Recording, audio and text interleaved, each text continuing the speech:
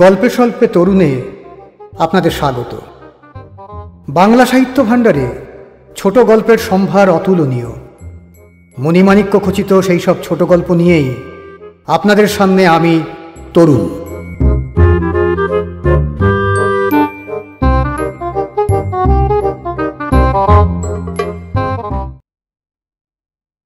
আজকের গল্প পুঁই শাক, রচনা প্রচেত গুপ্ত।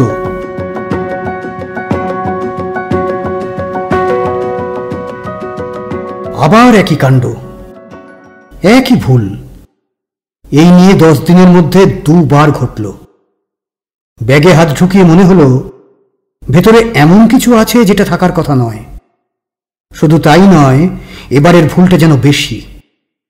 প্রথমবার মনে হয়েছিল জিনিসটা ঠান্ডা, আজ মনে হলো জিনিসটা ঠান্ডার সঙ্গেও শক্ত। সাধারণ শক্ত নয়, লোহা পিতল যেমন শক্ত হয় সেরকম শক্ত। বাজারের ব্যাগে লোহা কোথা থেকে আসবে? প্রথমবারের মতো ঝটকা দিয়ে আজও হাত সরিয়ে নিলেন প্রলয় সমাদ্দার। তাঁর ভুরু কুঁচকে গেল। তিনি সামনের মাগে 56 শেষ করছেন। এই বয়সে একই ভুল বারবার হতে থাকলে দুশ্চিন্তায় ভুরু কুঁচকে যাওয়ারই কথা। আজ বাজারের ব্যাগে ভুল হচ্ছে, কাল ভুল হবে অফিসের কাজে। প্রাইভেট কোম্পানিতে ছোট পদের চাকরি, সামান্য ভুল হলে বড় ধরনের বিপদ হতে পারে। তার উপর অফিসের অবস্থা ভালো নয়, নড়বড় করছে। গত 1 বছর ধরে অর্ডার কমেছে, ম্যানেজমেন্টও খরচ কমাচ্ছে। এবছর বোনাস দিয়েছে অর্ধেক। কিছুদিন আগে পর্যন্ত অসুখ বিসুখ, মেয়ের বিয়ে, ফ্ল্যাটের জন্য লোন চাইলে পাওয়া যেত। এখন 1000টা ফ্যাকড়া তুলে আটকাচ্ছে। প্রোডাকশনে নিশিকান্ত মাইতির বউয়ের ইউটেরাসের টিউমার, অপারেশন লাগবে। গত মাসে 10,000 টাকার লোন অ্যাপ্লিকেশন জমা দিয়েছিল, এখনও 1 পয়সা পায়নি। অ্যাকাউন্টস ম্যানেজার 3 ধরনের ব্লাড রিপোর্ট চেয়ে পাঠিয়েছে। ভাবটা এমন যে অপারেশন হাসপাতালে হবে না, অপারেশন হবে অফিসের অ্যাকাউন্টস ডিপার্টমেন্টে। ম্যানেজার নিজে করবে। চাকরিতেও হাত পড়েছে। ইতিমধ্যে 3 জন পিয়নকে আর লাগবে না বলে বাদ দেওয়া হয়েছে। প্রোডাকশনে 2 জনের কন্ট্রাক্ট রিনিউ হয়নি। কানাঘুষোয় শোনা যাচ্ছে এবার ক্লার্ক অফিসারদের পালা। পরিস্থিতি কঠিন, সবাই কাঁটা হয়ে আছে। এই অবস্থায় সামান্য ভুলও মারাত্মক। ভুরু কোঁচকানো অবস্থাতেই প্রলয়বাবু ব্যাগের দিকে তাকালেন। না, কোনো গোলমাল নেই। রোজকার মতো রান্নাঘরের দোরগোড়ায় 8খানা মুখ খুলে কেতরে পড়ে আছে নির্দোষ ভঙ্গিতে। একটু যেন লাজুক ভাব। সম্ভবত বহুদিন ভরা বাজার নিয়ে পিঠ সোজা করে দাঁড়াতে পারেনি বলে লজ্জা। এই ব্যাগের প্রতি অবশ্য কোনো মমতা নেই প্রলয়বাবুর। সিনথেটিকের এই জিনিস তার একেবারেই পছন্দ নয়। তার বিশ্বাস বাজার করবার ব্যাগ হবে চটের। কিছুদিন আগে পর্যন্ত তিনি সেরকম ব্যাগ নিয়ে বাজারে যেতেন। বহুদিনের অভ্যেস ছিল। করবী দেবী হুট করে একদিন অভ্যেস বদলে দিলেন। বদলালেন বড় অদ্ভুত কারণে। এ আবার কি? আজকাল কেউ চটের ব্যাগ হাতে ঝুলিয়ে বাজারে যায় নাকি? বিশ্রী লাগে। প্রলয়বাবু অবাক হয়ে বললেন, কেন যাবে না? অনেকেই যায়। করবী দেবী চাপা ধমক দিয়ে বললেন, যে যায় যাক, তুমি যাবে না। বস্তার মতো দেখায়। কাল থেকে তুমি অন্য ব্যাগ নেবে। বিকেলে কিনে আনবো। আজকাল অল্প দামে সিনথেটিকের জিনিস পাওয়া যায়, সুন্দর দেখতে। প্রলয় সমাদ্দারের মনে হলো স্ত্রীকেও পাল্টা একটা ধমক দেওয়া উচিত। বলা দরকার, না, আমি এই ব্যাগ নিয়েই যাব। এত বছর ধরে যা করছি হঠাৎ পাল্টাবো কেন? তাছাড়া আমি কিসে বাজার করব, চটের বস্তা না লোহার ট্রাঙ্কে, সে ব্যাপারে তুমি নাক গলানো কে? আমি কি তোমার ব্যাপারে নাক গলাই?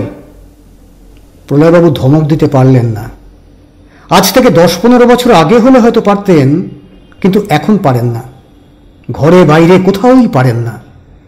এটা তার পক্ষে যেমন অসুবিধে হয়েছে, তেমন আবার সুবিধেরও হয়েছে। অসুবিধে হলো এর ফলে প্রায় কোনো সময়ই উচিত কথা বলা হয় না। আর সুবিধে হলো জীবনযাপনটা ক্রমশ ঝগড়া ঝামেলাহীন, শান্তিপূর্ণ হয়ে উঠেছে।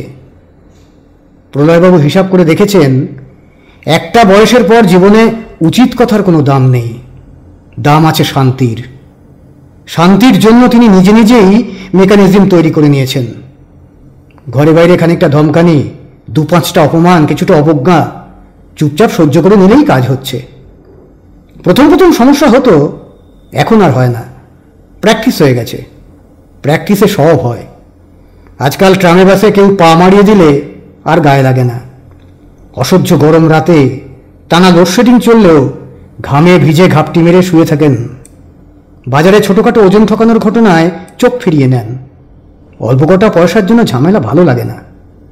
সেদিন করবী দেবীকে ধমকাতে গিয়েও থমকে গেলেন। নরম গলায় বললেন, কি হয়েছে বলো তো? তুমি হঠাৎ বাজারের ব্যাগের মতো সামান্য জিনিস নিয়ে পড়লে কেন? করবী দেবী ঝাঁঝের সঙ্গে বললেন, আমি পড়িনি, তোমার মেয়ে পড়েছে।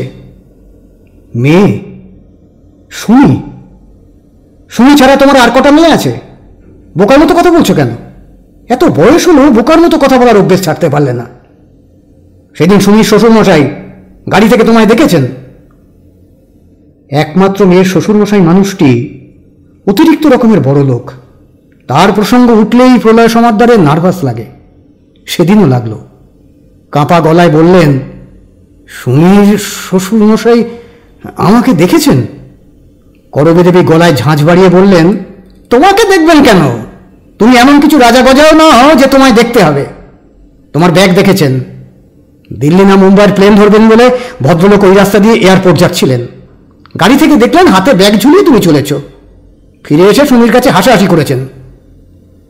হাসাহাসি? হাসাহাসি কেন? বাজারে ব্যাগ নিয়ে যাব না তো কি নিয়ে যাব করবী? প্রলয়বাবুর বিস্ময় বাড়ে। করবী দেবী কঠিন চোখে স্বামীর দিকে তাকিয়ে বললেন, উনি ব্যাগ বুঝতে পারেননি। বলেছেন, সুমি, তোমার বাবাকে দেখলাম সাত সকালে হাতে একটা ছোট বস্তা নিয়ে চলেছেন। ফ্লাইটের সময় হয়ে গিয়েছিল বলে দাঁড়াতে পারিনি, নইলে গাড়ি থামিয়ে জিজ্ঞেস করতাম, ব্যাপার কি বলো তো? ছি ছি ছি ছি, সুমির তো লজ্জায় মাথা কাটা যাওয়ার অবস্থা। আমাকে ফোন করে কান্নাকাটি করলো। বলল, মা, বাবা কি আজকাল সকালে বস্তা নিয়ে কাগজ কুড়োতে বেরোচ্ছে? প্রলয় সমাদ্দার হা হা আওয়াজে বোকা ধরনের হাসলেন।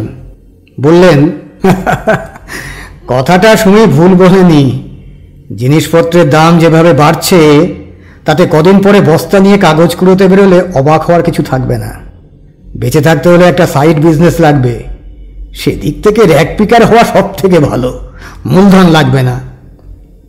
করবী দেবী এবার গলা তুলে ধমকে উঠলেন, চুপ করো, আমার সঙ্গে পচা ধরনের রসিকতা করবে না।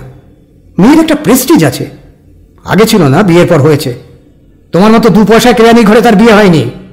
তুমি সম্বন্ধ দেখলে অবশ্য তাই হতো, মেয়ে নিজের ইচ্ছায় পছন্দ করেছে বলে হয়নি। সুমির শ্বশুর বাড়ির টাকা পয়সা সম্পর্কে কি তোমার এখনো ধারণা হয়নি? স্ত্রীর ধমকে দ্রুত হাসি মুছে প্রলয়বাবু বিড়বিড় করে বললেন, অবশ্যই হয়েছে। সুমির বিয়ের 2 বছর হয়ে গেল, এখনো ধাক্কা সামলাতে পারিনি। মাথার উপর বিরাট ধার, রাতে ভালো করে ঘুম হয় না। করবী দেবী মুখে ফু ধরনের তাচ্ছিলের আওয়াজ করে বললেন, তোমার টাকা নেই তাই ঘুম হয় না, সেটা তো সুমির শ্বশুর বাড়ির অপরাধ নয়। তারা তো এসে তোমাকে ঘুম পাড়েনি গান শোনাতে পারবে না। যাই হোক, কাল থেকে তোমার ওই বস্তা বাতিল। সুমি বলে দিয়েছে, আর একদিনে যদি তার শ্বশুর বাড়ির কেউ তোমাকে ওই অবস্থায় দেখে তাহলে সে সুইসাইড করবে। প্রলয়বাবু বিনীত ভঙ্গিতে বললেন, আচ্ছা, ব্যাগের বদলে আমি যদি বাজার বদল করি করবী? বাজার বদল মানে?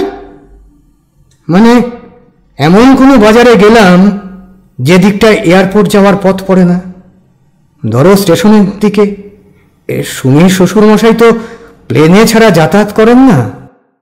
করবী দেবী স্বামীর দিকে আগুন চোখে তাকালেন। প্রলয়বাবু বুঝলেন আর কথা বাড়ালে এবার বড় ধরনের অশান্তি বাঁধবে।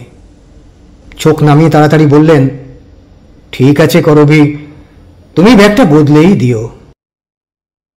ব্যাগ বদলেছে। তারপরে এই ঘটনা। একদিন নয়, পরপর 2 দিন ঘটল।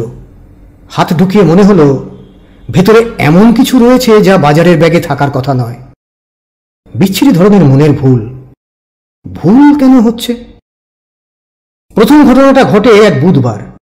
বাজার থেকে ফিরে রোজগার মতো আনাজপাতি বের করতে গিয়েছিলেন প্রলয়বাবু। করবী দেবী স্বামীর এই একটা একটা করে ঝিঙে পটল বের করা সহ্য করতে পারেন না। টানাটানির সংসারে বাজার করা আনাজপাতি এমন কিছু হিরে জহরত নয় যে বের করে সাজাতে হবে। তাছাড়া যত দিন যাচ্ছে আইটেম কোয়ান্টিটি দুটোই কমেছে। তাই নিয়ে এত বাড়াবাড়ি কি আছে? এই কারণেই স্বামী বাজার নিয়ে ফেরার সময় করবী দেবী রান্নাঘরে আসেন না, খানিক পরে আসেন। সেই বুধবারও আসেননি। কুমড়োর ফালি বের করার সময় মুহূর্তের জন্য ব্যাগের ভেতরে অজানা জিনিসের স্পর্শ পেয়েছিলেন প্রলয়বাবু। একা একাই চমকে উঠেছিলেন। সাবধানে ব্যাগের মুখ বড় করে উঁকি দিলেন ভেতরে। না, অচেনা কিছু নেই। কুমড়োর ফালির পাশে পড়ে আছে কটা ঢেঁড়স, ছোট একটা পেঁপে। সবই চেনা, বছরের পর বছর হাতে ধরে নেড়েচেড়ে দেখেছেন। ভুল বুঝতে পেরে লজ্জা পেয়েছিলেন প্রলয়বাবু। কেন এমন হলো? স্নান করতে করতে ঘটনাটা মনে পড়ল। ভুল হওয়ার পেছনে কারণ আছে। বছরখানেক আগে অফিসের নীতিশবাবু একটা গল্প বলেছিলেন, তার বেকার শ্যালকের গল্প। শান্তশিষ্ট গোবেচারা টাইপ সেই ছেলে বসিরহাট না বনগা কোথায় যেন থাকে। ছোকরা এক সকালে বাজার সেরে ফিরে ব্যাগ থেকে পেঁয়াজকলি টেনে বের করতে গিয়ে ঠান্ডা তেলতেলে কিছু একটা ধরে ফেলে। বের করতে দেখা গেল ইঞ্চি 3-4 লম্বা একটা সাপের বাচ্চা পেঁয়াজকলির ডাঁটিতে জড়িয়ে আছে। বড় কিছু নয়, হেলে সাপ। শ্যালক বেচারি রান্নাঘরেই জ্ঞান হারায়। মনে আছে গল্প বলে নীতিশবাবু খুব খানিকটা হেসেও ছিলেন। ভীতু শ্যালকের কাণ্ড নিয়ে হাসি। নিশ্চয় সেই গল্প এখনো মাথায় রয়ে গিয়েছে, আর তার থেকেই ভুল। মাথা খুব আশ্চর্য জিনিস। কোন পুরনো ঘটনা কখন উঁকি মেরে ফিরে আসে কেউ বলতে পারে না। কিন্তু সে তো বেশ কিছুদিন আগের ঘটনা। আজ আবার একই ভুল কেন হবে? প্রলয়বাবু মন শক্ত করে ব্যাগের মুখটা বড় করে খুলে ধরলেন। না, আজও অজানা কিছু নেই। সাপ, ব্যাং, লোহা, পিতল কিছুই দেখা যাচ্ছে না। অন্ধকার থেকে উঁকিঝুঁকি মারছে চিমসে চেহারার পটল, ছোট সাইজের বেগুনটা। উচ্ছে দুটো কুণ্ডুলি পাকিয়ে আছে। একবারে ডান দিকে গুটিসুটি মেরে মাথা দুমড়ে মুচড়ে পড়ে রয়েছে খানিকটা সজনে ডাঁটা। আগে এই ডাঁটা ছিল জলপাত, এখন দামি জিনিস। কেনবার সময় ভালো করে দেখে নিতে হয় ঠিকমতো বেঁকছে কিনা। প্রলয়বাবু আজও বেঁকাতে চেয়েছিলেন, আনাজওয়ালা অনুমতি দেয়নি। ঠোঁট বেঁকিয়ে বলেছে, নেবেন তো ওই কটা, তার আবার সোজা বেকার কি আছে? প্রলয়বাবু ভেবেছিলেন বেলা বাড়লে ব্যাগের ঘটনা মন থেকে মিলিয়ে যাবে। মেলালো না, আবঝাভাবে রয়ে গেল, অস্বস্তির মতো। অস্বস্তি মানেই অশান্তি। প্রলয়বাবু বিরক্ত হলেন। তিনি অশান্তি পছন্দ করেন না। খাওয়ার সময় করবী দেবী পাতে লাউয়ের তরকারি দিতে দিতে বললেন, সামনের রোববার সুমি আসছে, কটা দিন থাকবে, জামাই দিতে আসবে। আমি জামাইকে দুপুরে খেতে বলেছি। প্রথমে রাজি হচ্ছিল না, আমি জোর করেছি। প্রলয়বাবু অন্যমনস্ক গলায় বললেন, জোর করলে কেন? করবী দেবী পরিবেশন বন্ধ করে বললেন, মানে ছেলেটাকে কতদিন খাওয়ানো হয়নি বলো তো? প্রলয়বাবু মুখ নামিয়ে ভাতের গ্রাস মুখে তুললেন।